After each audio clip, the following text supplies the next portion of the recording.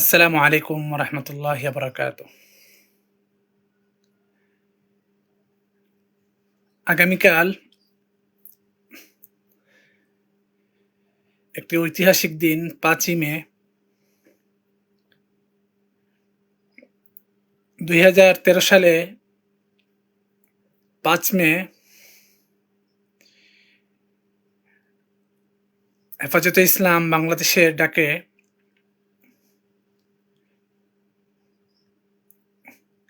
নাস্তিক মুরতাদ বিরোধী যে আন্দোলন শুরু হয়েছিল, এই 5 মে ঢাকা অবরোধের তারিখ ছিল।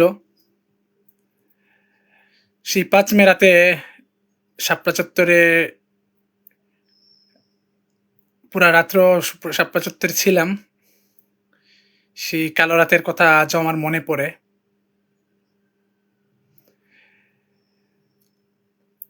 2012 সালে প্রথম ঢাকায় লেখাপড়ার জন্য আমার যাওয়া হয়। তখন উত্তরা মাদ্রাসাতুল ইহসানে ভর্তি হই। মাদ্রাসাতুল ইহসানে মাদানী নেসাব আমাদের 3য় বর্ষে আমি অধ্যয়ন করছিলাম। আমাদের উত্তরা জুনের আমাদের অবরোধের অবস্থান ছিল আবদুল্লাপুরে। আমরা অবরোধ অবস্থান ছিলাম। যখন হঠাৎ করে ঘোষণা আসলো যে শাপলা চত্বরে সবার একত্রিত হতে হবে, তখন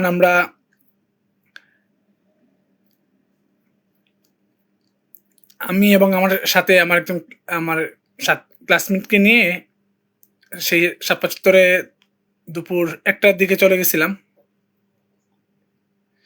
পুরা রাতে স্বৈরাচার হাসিনার কর্তৃক যে আমাদের উপর যে নির্যাতন করা হয়েছিল, সেই পুরা নির্যাতনে প্রত্যক্ষদর্শী। কিভাবে হামলা শুরু হয়েছিল, কিভাবে হামলা হলো, পুরো হামলার প্রত্যক্ষদর্শী। এই কঠিন মুহূর্তগুলোর কথা যখনই মনে পড়ে, সবাই অনেকেই নিউজে এবং ভিডিওতে সেই রাতের ভিডিও দেখেছেন, কিন্তু আমি তখন সরাসরি শাপলা চত্বরে ছিলাম। সেই মুমূর্ষ অবস্থাগুলোর কথা আমার আজও খুব মনে পড়ে। তখন আমরা উত্তরা থেকে যখন আমরা আবদুল্লাপুরে মাদ্রাসাতুল ইহসান উত্তরা আমি যখন লেখাপড়া করি, আমরা মাদ্রাসা থেকে উত্তরায় আমরা অবরোধ করি। তা আমরা মাদ্রাসাতুল ইহসান থেকে আমাদের মাদ্রাসা থেকে প্রায় 300 জন 5 তারিখ ফজরের পূর্বে প্রায় 300 জন বের হয়ে আমরা আবদুল্লাপুরে যাই। আবদুল্লাপুরে অবস্থান করে আমরা ফজর নামাজ পড়ে সারা সকাল, ফজরের পরে কিছু বৃষ্টি হয়েছিল, সেখানে অবরোধে আমরা মিছিল করি। বিভিন্ন দাবি দাওয়া নিয়ে আমরা মিছিল করি আবদুল্লাপুরে। তারপরে কামারপাড়া ব্রিজ এই এলাকায় আমরা ছিলাম। দুপুর 1টার দিকে আমার এক সাথী, তার নাম সফিউল্লাহ, ঢাকা মাদানীনগরে তার বাসা, তাকে নিয়ে আমরা শাপলা চত্বরে আমি চলে যাই। শাপলা চত্বরে যাওয়ার পর শাপলা চত্বরে একবারে সামনে যে ট্রাক মঞ্চ ছিল, ট্রাক মঞ্চের সামনেই অবস্থান করছিলাম। তো তখন পিছন দিকে তাকে যে ওই দিক দিয়ে হামলা, যখন বিকালবেলা যে হামলা হয়েছিল, সে হামলার চিত্রটা আমরা শাপলা চত্বর পয়েন্ট থেকে আমরা দেখছিলাম। খুব সিদ্ধান্ত হচ্ছে না যে আমরা এখান থেকে চলে যাব, রাতে থাকবো। পরে পুরা রাতে আমরা যখন পুরা হামলা শুরু হয়, রাত যখন 12টা বাজে, তখন আমি ছিলাম নটরডেম কলেজের এখানে। আমি ছিলাম এখানে, সাথে আর অনেক ছিলেন। শাপলা চত্বর থেকে বের হয়ে আসছিলাম, তো নটরডেম কলেজে এখানে ছিলাম। রাত 12টার সময় যখন পুলিশরা যখন এই নটরডেম কলেজের দিকে এসে গুলি চালালো, পুলিশ র্যাব সবাই যখন আসলো ওইদিকে, তখন শাপলা চত্বরের ভিতরে গেলাম। পুরা যখন রাত 12টা থেকে হামলা শুরু হলো, তখন এমন একটি অবস্থা যে আমার সাথে যে ছিল সেও ছিল না। পুরো কঠিন একটা অবস্থা। আমার সাথে একটা ছোট একটা ফোন ছিল, ফোনটাও বন্ধ হয়ে গেছে, কারোর সাথে কথা বলতে পারতেছি না, পরিচিত কাউকে পাচ্ছি না। আবার এখান থেকে যে বের হয়ে আবার উত্তরা চলে যাব বা রাতের বেলা কোথায় যাব, কোথায় আশ্রয় নিব, এই অবস্থাও ছিল না। রাত 12টার পর যখন দিকে পুলিশ আসলো, তো হামলা শুরু হলো। তখন রাতে আমি ভিতরের দিকে গেলাম। ভিতরের দিকে গিয়ে একটা জায়গায় আস্তে কিছুক্ষণ বসলাম। বসার পর সামনে গিয়ে যখন ট্রাক মঞ্চের সামনে যাই, তো ট্রাকে আল্লামা জুনায়েদ বাবুনগরী রহমতুল্লাহ আলাইহি বসা ছিলেন, আরও কিছু আলেম ছিলেন।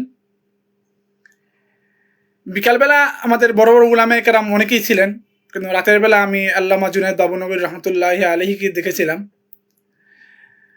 তারপর দিনের বেলা হাসিনার হামলায় যারা নিহত হয়েছিলেন, রাতের বেলা কয়েকজনের লাশও ছিল ওই ট্রাকের মঞ্চের সামনে ফেলা। এই ভয়ঙ্কর মুহূর্ত যে কি করব, উত্তরের দিকে ফিরে যাব না কোথায় যাব, মানে কোনো কিছুই বুঝে উঠতে পারতেছিলাম না। তারপর যখন হামলা খুব বৃদ্ধি পেল, তখন আমি সোনালী ব্যাংকে, শাপলা চত্বরে যে সোনালী ব্যাংকের সামনে ছিলাম, ওইখানে আমরা অনেকে অবস্থান করছিল।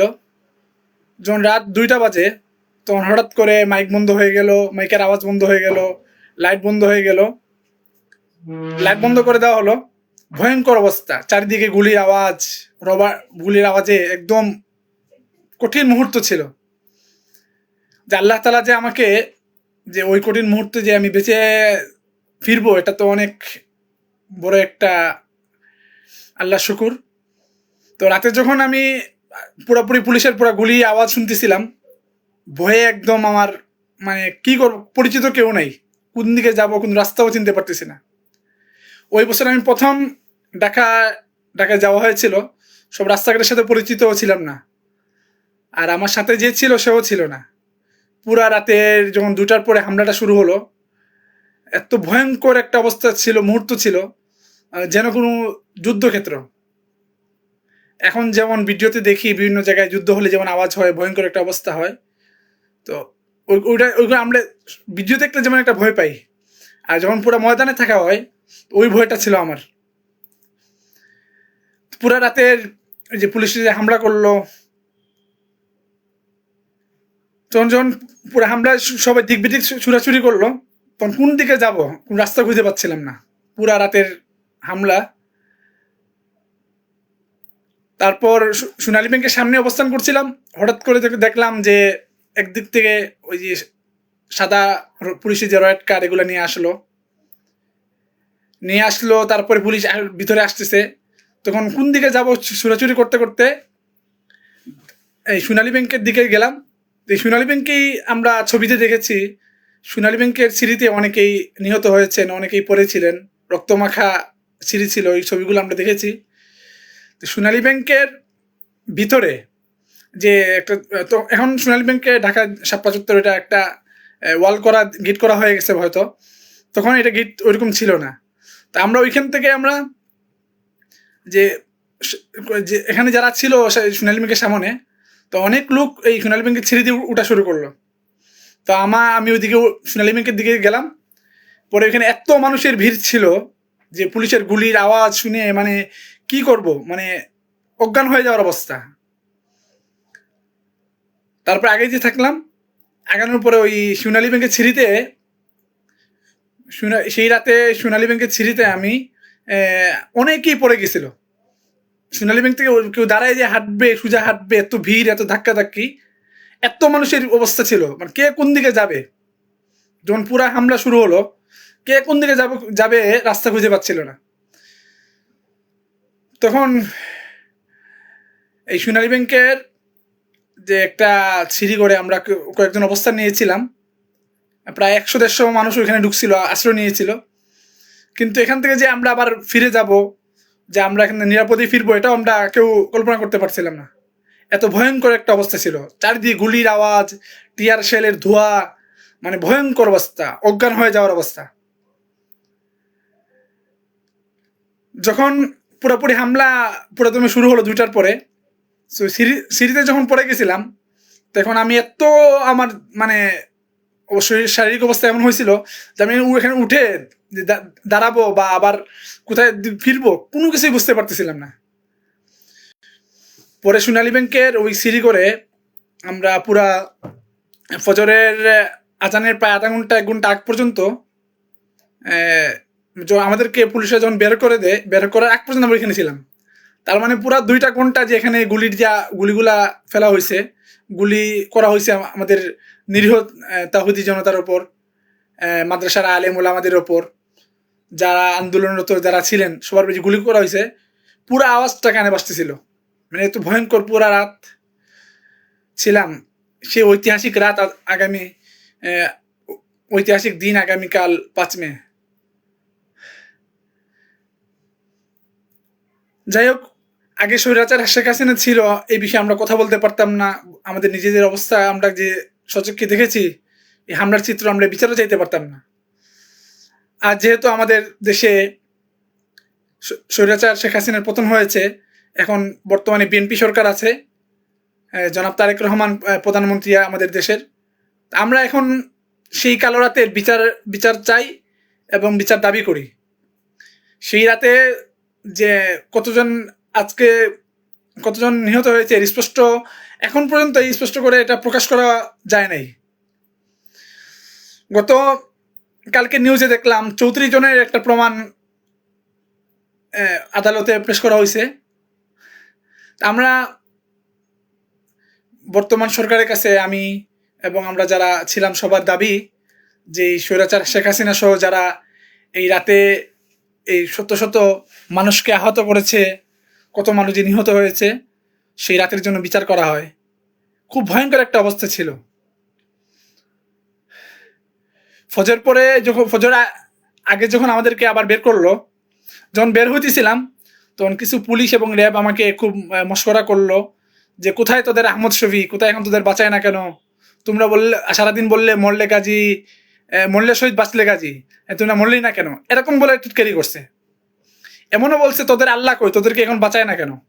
মানে এরকম মানে পুলিশ এখানে যারা উপস্থিত ছিল, পুরো সরকারি বাহিনী, এদের আমাদের নিয়ে এতটুকু মশকরা করছে।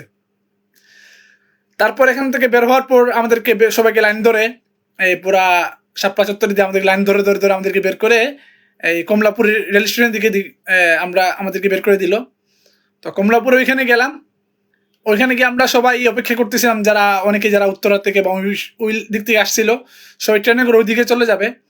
তো ওইখানে যারা অবস্থান করছিল ওইখানে গিয়ে আবার হামলা, ওইখান থেকে আবার আমাদেরকে পিঠে মানে হামলা করে আমাদের ওইখান থেকে বের করে দেয়। যাই হোক, আল্লাহ তাআলা যে হেফাজত করছেন। আর সেই তারপর আমরা ওই যখন ফজরের পরে যখন ট্রেন শুরু হলো, ট্রেনের সময় হলো, তখন আমরা উত্তরের দিকে চলে গেছিলাম, আমরা যারা উত্তরের দিকে আসছিলাম। তখন আমি প্রথম ঢাকায় যাওয়ায় যে রাস্তাঘাটের সাথে পরিচিত ছিলাম না। এখনো সেই কালো রাতের কথা মনে পড়ে। যদি এই রাতে হামলাকারী শেখ হাসিনা সহ এই স্বৈরাচার যারা এখানে হামলা করছে, যাদের সাথে দ্বারা হামলা পরিচালনা হয়েছে, আজ যদি তাদের বিচার হয়, তাহলে যারা শহীদ হয়েছে এবং যারা আহত হয়েছে তাদের আত্মা খুশি হবে। এবং তৌহিদি জনতা যারা ইসলামের জন্য, যারা আল্লাহ নবীর ইজ্জতের জন্য যারা এই আন্দোলনে ছিলেন, তাদের আন্দোলনও তাদের মনের এই আশাটা সফল হবে। আশা করি আমাদের বর্তমান সরকার, বিএনপি সরকার, প্রধানমন্ত্রী তারেক রহমান এই হেফাজতে ইসলাম বাংলাদেশের সেই আন্দোলনের 5 মে রাতে শেখ হাসিনা যে হামলা করেছে এই বিচারটা যেন করেন, এই আশা রাখি। এবং আরও আশা রাখি যে আমাদের হেফাজতে ইসলাম বাংলাদেশ একটা অরাজনৈতিক ব্যানার, এই ব্যানারের মাধ্যমে যেন আমাদের দেশে ইসলাম বিরোধী, কোরআন বিরোধী এবং নবীর ইজ্জতের বিরোধী যেন কোনো নাস্তিক মুরতাদরা দাঁড়াতে না পারে। এই জন্য যেন আমরা ঐক্যবদ্ধভাবে, আমরা যেন আমাদের সেই পূর্বে আমরা যেমন ঐক্যবদ্ধ ছিলাম, এরকম ঐক্যবদ্ধভাবে যেন আমরা যেন এই ইসলামকে রক্ষার জন্য, কোরআনকে রক্ষার জন্য, নবীর ইজ্জতকে রক্ষার জন্য যেন আমরা এই হেফাজতে ইসলাম বাংলাদেশের ব্যানারে বাংলাদেশে যেন সবসময় অন্যায়ের বিরুদ্ধে কথা হয়, আন্দোলন হয়, এই আশা রাখি। এবং এই 5 মে কালো রাতের স্বৈরাচার শেখ হাসিনার এই নিকৃষ্টতম হামলার যেন বিচার আমাদের দেশে হয়, এই আশা রাখি। আল্লাহ তাআলা যেন যারা শহীদ হয়েছেন 5 মে রাতে, তাদেরকে যেন আল্লাহ তাআলা মাফ করে দেন, পূর্ণাঙ্গ শহীদ মর্যাদা দান করেন। এবং 5 মে রাতে যারা আহত হয়েছিলেন তাদেরকেও যেন আল্লাহ তাআলা সুস্থতা দান করেন। এবং সেই 5 মে রাতে হামলার পর স্বৈরাচার শেখ হাসিনা আমাদের দেশের বড় বড় উলামায়ে কেরামদেরকে জেলে নিয়েছিল, অনেকরে মিথ্যা মামলা দিয়ে অনেক কয়েক বছরের পর বছর জেলে রাখছিল। মজলুম অনেক আলেমরা আমাদের মজলুমভাবে জেলে ছিলেন। আল্লামা জুনায়েদ বাবুনগরী রহমতুল্লাহ আলাইহিকে 17 দিনের মতো রিমান্ড দিয়েছে। আল্লামা মামুনুল হক সাহেব, মৌলানা মঞ্জুরুল ইসলাম আফেদি সাহেব, যত আলেমরা জেলে ছিলেন সব মাজলুম ছিলেন। আশা রাখি সেই মাজলুমের যাদেরকে নির্যাতন করেছে এর জন্য যেন শেখ হাসিনা এবং এই স্বৈরাচার বাহিনী, স্বৈরাচার হাসিনার যেন দৃষ্টান্তমূলক বিচার আমাদের দেশে হয়, এই আশা রাখি, এই প্রত্যাশা রাখি। আল্লাহ তাআলা যেন আমাদের এই আশা প্রত্যাশা যেন কবুল করেন, এই আশা ব্যক্ত করে আজকের আমার এই আলোচনা এখানে শেষ করতেছি। ওয়া আখিরু দাওয়ানা আলহামদুলিল্লাহি রাব্বিল আলামিন।